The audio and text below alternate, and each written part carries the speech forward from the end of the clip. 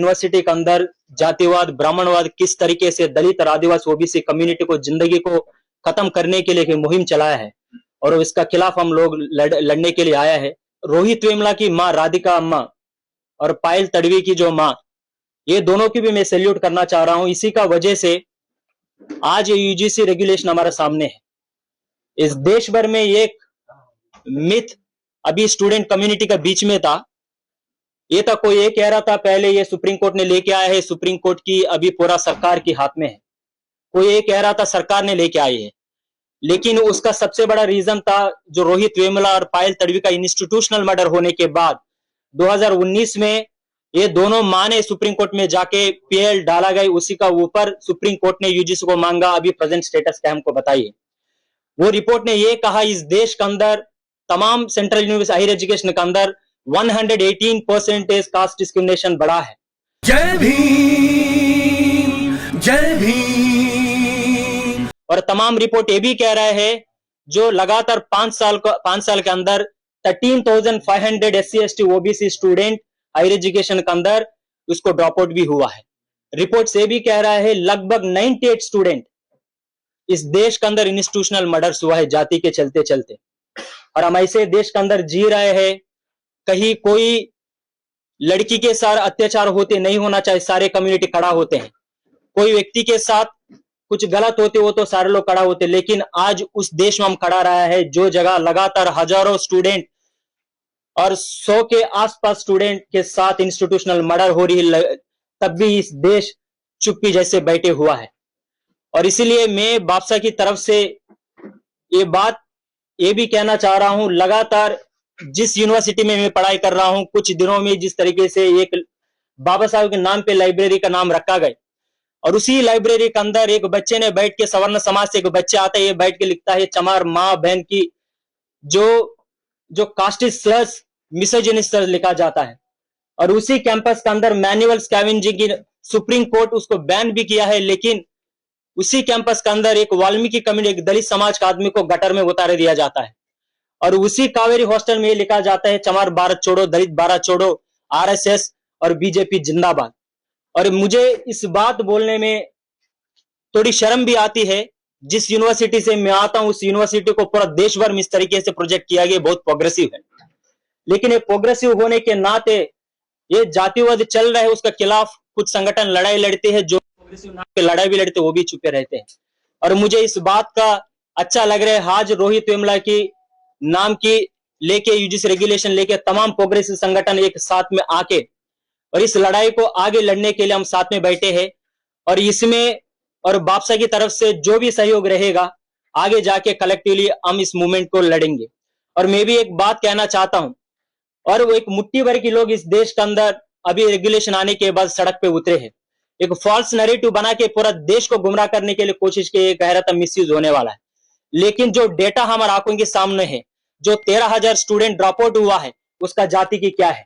जो 98 student suicide institutional murder हुआ है उसका जाति क्या है, जो यूजीसी रिपोर्ट ये कह रहा था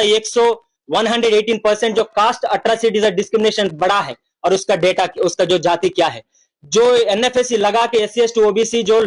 हजार पोजीशन जो एनएफएस लगा के उसको खाली रखा गया उसका जाति क्या है, जो यूनिवर्सिटी के अंदर जो जितना विश्वविद्यालय में जो रिपोर्ट ये कह रहा था उसका प्रिंसिपल और जो वीसी है वो सारे जो अपर कास्ट स्टूडेंट उसका जाति क्या है, जो पूरा देश भर में जो मुट्ठी भर के लोग 90% की रिसोर्सेस के ऊपर कब्जा बना के बैठा है और आप सड़क पे आके ये बात कह रहे हो पूरा जो मिसयूज होगा। हम पूछना चाह रहे हैं ये मिसयूज किसका होने वाला है? ये मिसयूज की बात नहीं है। जो मुट्ठी भर की लोग जो सड़क पे उतरे हैं वो जातिवादी है, ब्राह्मणवाद है। वो ये चाह रहा है जो मिसयूज के नाम पे जो हजार सालों से उसको जो कास्ट हेरिडेट राइट मिली है जो बाकी कम्युनिटी को दबाने के लिए, उसको खत्म करने के लिए उसको लगने लगा ये रेगुलेशन आएगा तो हमारे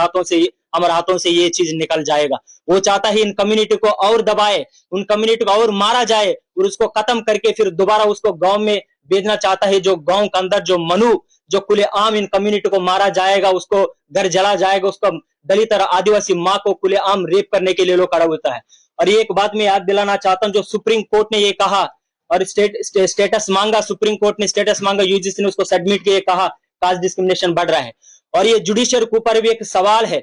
और ये इससे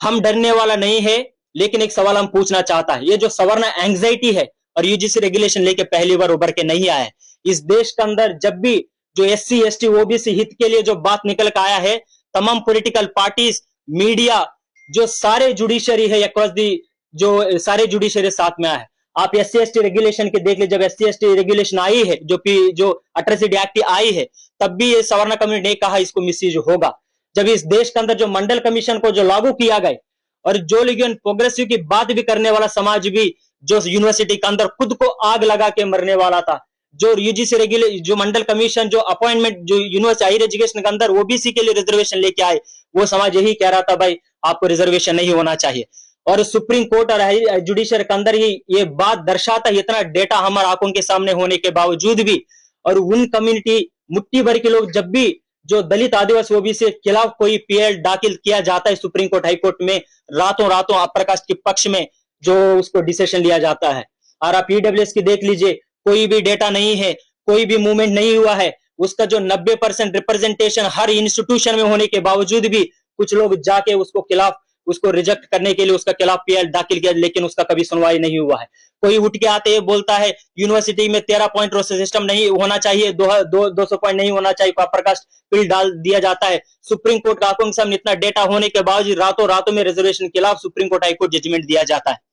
और हमारे आंखों से जिस इलाका से मैं आता हूं, जो आंध्रा से, उधर जो कारामचेडु चुंडूरू, जो नरसंहार करके जो दलित कम्युनिटी को जो हाथ और पैर काट के उसको रिवर में फेंका जाता है, और जो सिंगुरु नंदीग्राम, और जो बिहार जैसे रहेगा रणवीर सेना, जितना जो इवन मारिजापी और ये जो कैलांजी इंसिडेंट हुआ है, और उसमें इतना एविडेंस होने के बावजूद भी सुप्रीम कोर्ट हाई कोर्ट हमेशा इन्हीं कम्युनिटी के खिलाफ जो जो हमेशा जो जजमेंट दिया है। हम इधर से ये बात कहना चाह रहे आने वाले समय, सिर्फ ये जो ब्राह्मणिज्म की जब बात, जो रेगुलेशन की बात हो रही है, वो यूनिवर्सिटी सिर्फ ये डिस्क्रिमिनेशन तक नहीं होना चाहिए। ये बात ये भी उठना चाहिए आने वाले समय में, जो रिप्रेजेंटेशन इन कम्युनिटी के नहीं है, जो प्रोफेसर ये पोजीशन में, उन कम्युनिटी को रिप्रेजेंटेशन भी मिलना चाहिए। जो सारे सेंट्रल यूनिवर्सिटी में जो वाइस चांसलर और कॉलेज में जो प्रिंसिपल जो अपर कास्ट है, और उसको भी रिप्रेजेंटेशन बाकी जो बहुजन कम्युनिटी को मिलना चाहिए। और मेरा संगठन की तरफ से हम लोग स्टेटमेंट भी रिलीज किया है, लेकिन कहीं ना कहीं हमको ये महसूस भी लग रहा है,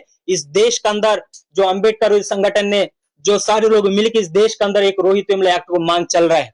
और वो जो रोज यूजीसी रेगुलेशन लेके आई है, बहुत सारे संगठन का अलग अलग स्टेटमेंट आई है, लेकिन वो रेगुलेशन के अंदर ही बहुत सारे लूप होल्स है, वो लूप होल्स से लेके कहीं बात नहीं हुआ है। और वही लूप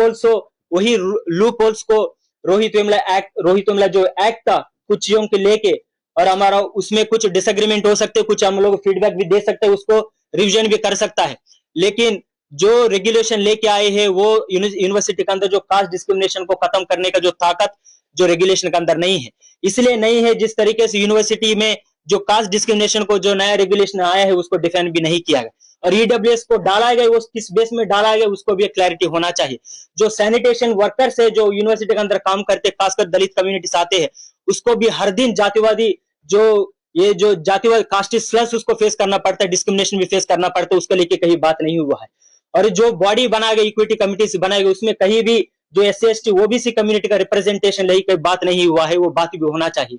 और जो उसमें जो तमाम जो इक्विटी कमिटीज का जो हेड से, जो यूनिवर्सिटी के अंदर वाइस चांसलर है और प्रोफेसर है, जो हर जगह अपर कास्ट की जो डोमिनेशन है, जो कमिटी बनती हो तो जो एससी एसटी ओबीसी का रिप्रेजेंटेशन क्या होने वाला है। लेकिन हम ये कहना चाह रहे हैं, हमारा तरफ से, हमारे संगठन तरफ से ये भी स्टैंड था, हम ये खुल के बोले हैं, इस देश के अंदर आने वाले समय में एक बहुत बड़ा मूवमेंट खड़ा होने की बहुत जरूरत है। वो मूवमेंट रोहित वेमुला एक्ट लागू करने के लिए होना चाहिए, ताकि यूजीसी रेगुलेशन के अंदर जो भी गैप्स था, वो गैप्स वो फिल नहीं होने के बाद वो यूनिवर्सिटी के अंदर इंप्लीमेंट किया भी जाएगा, तब भी ये बहुजन कम्युनिटी को कुछ मिलने वाला नहीं है। इनके लिए रिलैक्सेशन तब मिल सकता है, इनके लिए न्याय तब मिल सकता है, रोहित वेमुला जैसे एक्ट आना भी चाहिए। और हमारा भी लड़ाई ये होना चाहिए, ये आने वाले समय हम ये कहना चाह रहे, जितना जो लूप होल्स, जितना फ्लॉस जो सरकार और जो सुप्रीम कोर्ट ने दोनों मिला के जो यूजीसी रेगुलेशन लेके आया है, उसको प्रॉब्लमेटाइज करके इस देश के अंदर जो बापसा की तरफ से, तमाम अंबेडकर संगठन की तरफ से ये स्टैंड रहेगा, हमको जो रोहित वेमुला एक्ट होना चाहिए। रोहित वेमुला एक्ट में कुछ जो बात हो, चंद बात है, जो भी से लेके जो बात है उसको ऊपर बात होना चाहिए। और उसका साथ साथ जो इस्लामोफोबिक जिस तरीके से बढ़ते जा रही है जो हायर एजुकेशन के अंदर, जो सोशियो पॉलिटिकल कॉन्टेक्स्ट में, उन लोगों के लेके जो बात होना चाहिए, जो बात इवन नया यूजीसी रेगुलेशन के अंदर भी नहीं है। हम यही कहना चाह रहे हैं हमारा तरफ से, जो लड़ाई को हम लोग शुरू करने वाला है वो लड़ाई के साथ बादशाह हर तरीके से खड़ा रहेगा। लेकिन हमारा तरफ से एक डिमांड ये भी है, जो यूजीसी रेगुलेशन, जो रोहित वेमुला एक्ट को जिस तरीके से कॉन्ट्रडिक्टरी तरीके से जो खड़ा हुआ है, एक एंटीथेटिकल तरीके से खड़ा हुआ है, ये सारे चीजों के ऊपर हम बात करके आने वाले समय जो भी हम मूवमेंट लीड करने वाला है देश भर में, वो मूवमेंट की तरफ से डिमांड आना चाहिए पूरा हायर एजुकेशन के अंदर। ओबीसी का बात डाल के और इस्लामोफोबिक का बात को भी ऐड करके हम लोग